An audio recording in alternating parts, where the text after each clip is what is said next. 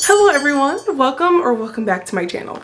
My name is Joan and today's video is going to be about music. I am an avid music fan and I know a lot of other people who are music fans, and sometimes I realize there are people out there who don't listen to music at all. I mean, what a life to live. I am not the average music listener or fan, and I have been heavily influenced by music all my life. I'm in musical theater, I'm a singer, and I played clarinet for 10 years. So this summer and this year, I have been discovering new songs and artists on a weekly basis. And the way that I set up my music is that I have a list of favorites or current favorites, and I have a cap of 50 songs, and I usually just listen to them until I get bored or until I find new songs, and then I filter them out. And that's pretty much how I listen to music on a daily basis. And I'm just honestly so grateful to even discover these artists and these songs, because in a time like this, music has been the biggest escape for me, and I'm very grateful. Now, if I went through every single song on my list, we would probably be here for an hour. So what I'm going to do is that I'm going to highlight 10 songs that I have listened to this entire summer, or songs that they've just been like my favorite on my favorites list for even a week, because there's a couple of them. And I just want to share it with everyone, and I will put a link to the whole playlist so you can discover these songs and artists too. Let's get started with the first one. Long live the king, you king, you know it. King already, you know it. Top everything, you know it. It was probably on my third watch of Black is King and sixth listen of this song when I finally realized that, oh my god, I really like this song. It has this easygoing feel about it that makes me feel like that I'm at the club with my friends. I mean, the visuals from Black is King tied in with the song makes it so good. I mean, the cow print, the blue outfit with, it looks like she's on like a shiny river, you know, and then she has those like moon leotards and they're all dancing on those boxes. Is so great. And even her dancing with the blue man. You know, if you didn't know, but in that scene, her heel was broken. So she was dancing like that with a broken heel. At this point, if you really don't stand Beyonce, I don't know what to say. I don't know what to do for you. But I really love this song. I really love the energy coming from it. And I hope you guys will like it too. Pull up, I don't wanna cuddle. Pour it up, I got us a bottle.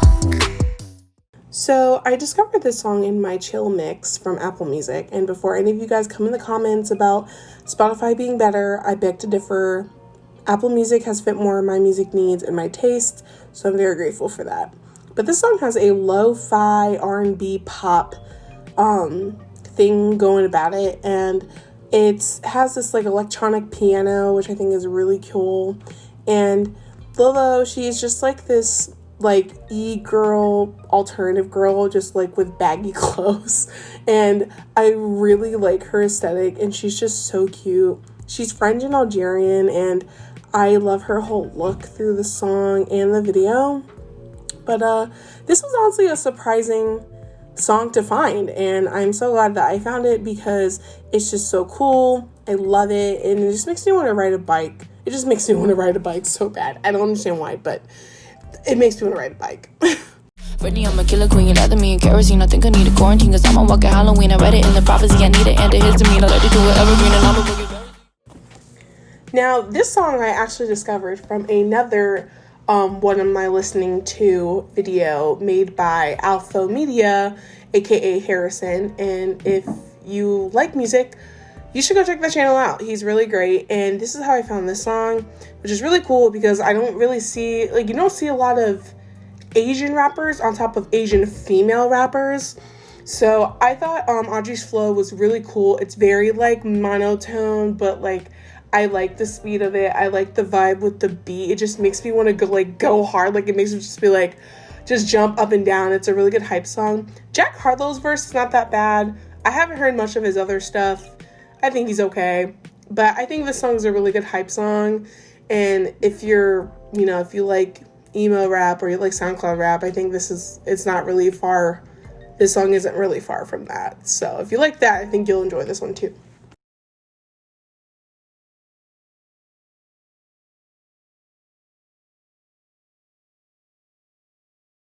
This next song I discovered through a YouTuber. Her name is Kiana Naomi, and I actually listened to Glitter by Benny before I listened to this song, and I watched her do a vlog, and she was just going through her music that she was listening to, so I listened to that whole album, and this was the one song that very stuck out to me. And this whole year I've been discovering a lot more like R&B indie pop, and I think this song very sits into it. You know, has that like low bass, it has, you know, that little soft bump, and Benny's voice is like this range of like a soprano mezzo, and this song, it just feels like wind. It's just so easygoing. I feel like I keep saying every song is easygoing, but it really is. It just makes me just want to like go on a nice drive and just take in the scenery. And I like Benny. I think she's a really good artist, and if you're really into that indie pop vibe, this song is definitely for you. Baby, what you think this is? Why you wanna play the fib? You ain't gotta tell me what it is, 'cause I saw the message. Forgive Me is easily Chloe and Halle's best song that they've ever written or produced or whatever. I loved Ungodly Hour. It was such a phenomenal album. Chloe and Halle are amazing. Their vocal range is like no other, and to hear them live, like, I think honestly their best performance is the one at the Grammys, because the harmonies, I can't, my voice, the harmonies are amazing. They have these great looks, and it's kind of crazy to think that Chloe is the same age as me. She's 22 years old. I'm older than her, and it's just like, I don't know why, it's just so weird. I'm just like, oh my god, this girl's the same age as me.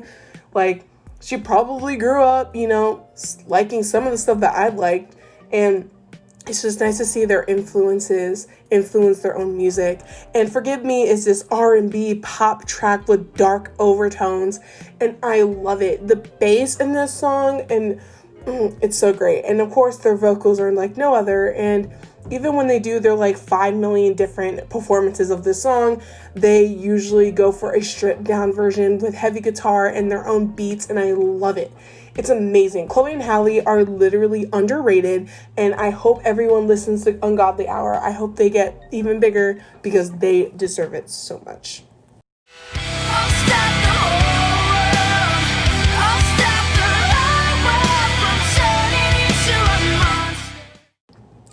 Now this song is an oldie but a goodie. I am a huge Paramore fan, and I mean, I can't speak for all black people, but I know most black people love Paramore because Hayley Williams got vocals. And honestly, Paramore is probably my first deep dive into alternative music, especially when I was in middle school, because my sister was also into Paramore. But I remember I was like going through like rock playlists to listen to, because sometimes when I get bored, I just listen to like curated lists. And this song popped up, and man, the first time I heard this after X amount of years, it's like I was taken back. Like, you know, like when you hear a song that you haven't heard in years, it just takes you back to a specific time. And that time for me was definitely freshman year of high school. And I think what I love about this song so much is that, well, first of all, it's from a Transformers movie, which is like weird. But I think I just like about this song, it's like standard Paramore. Like, you have, you know, the rock vibes, you know, you have the big hitting notes. I love this song. This song's so good. Like, I can't even really explain it. It's oldie but a goodie. And that's that on that, honestly.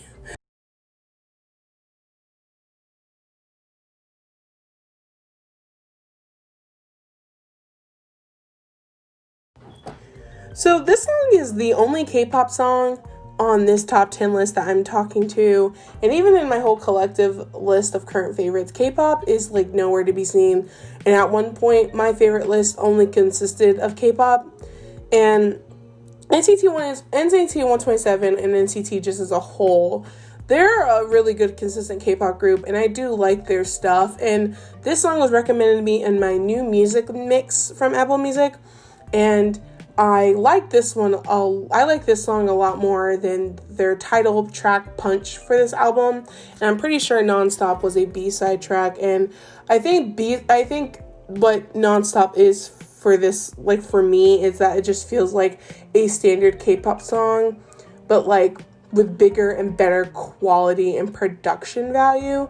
To me, like when I hear this song, I feel like I'm in the 2000s. Like it feels like a 2000s boy band song, and It just has those like over melodic and those long tones and these high notes and building up and, you know, the electronic. Like I love it. And this song, it truly is probably one of my favorite K-pop songs of the year. And honestly, it's an end of an era for me because I don't listen to K-pop anymore. I barely listen to K-pop because honestly, these new generations are not doing it for me. And it's just so sad. But I like this song. Go listen to this song.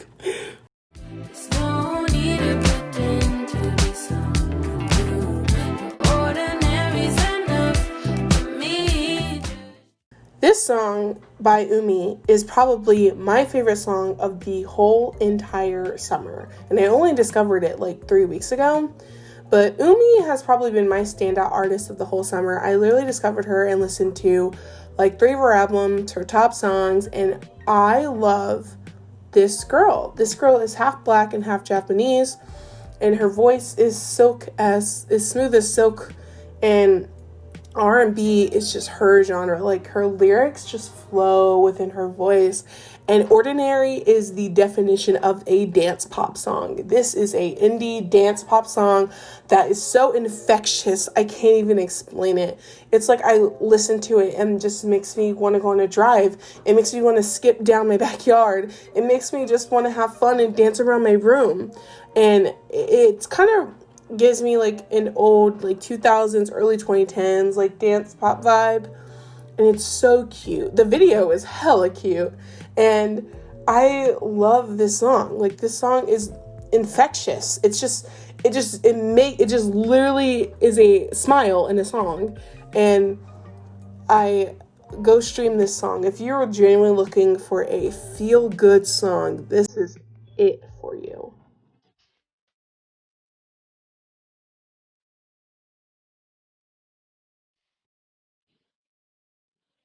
This song is probably the most experimental song on this top 10 list. And experimental, I'm using that word very loosely.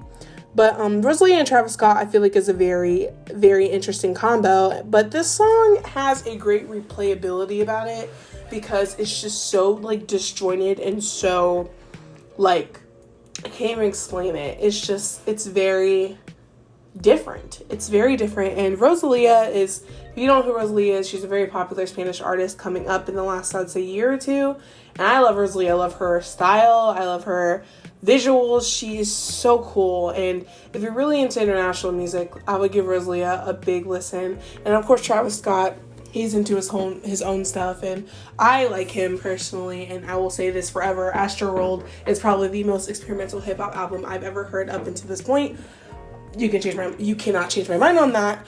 But I think what I like about this song so much is how they're really good together, and their flow together is really, really good.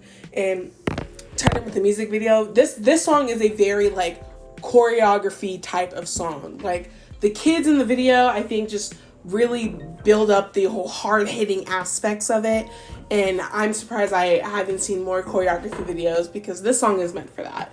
It's definitely meant for that. So if you like choreography type songs, or if you're a dancer trying to create a choreography to anything, I would do this song as a challenge. It's really fun, really good when you're working out, and I totally recommend this one.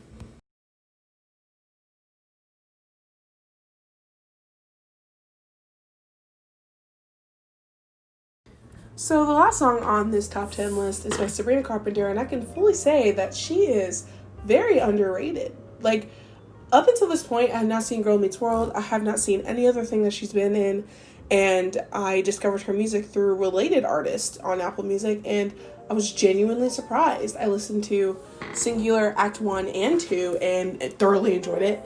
And Sabrina Carpenter, honestly, I'm surprised she doesn't have much more fame. Like, I don't want to say Ariana Grande status, but like, kind of like, I guess like kind of like Chloe and Halle in a way, or like Umi or Benny. Like, I'm surprised I just don't hear her more on the radio. But I only heard Paris. That's the only thing on the radio I've heard from her.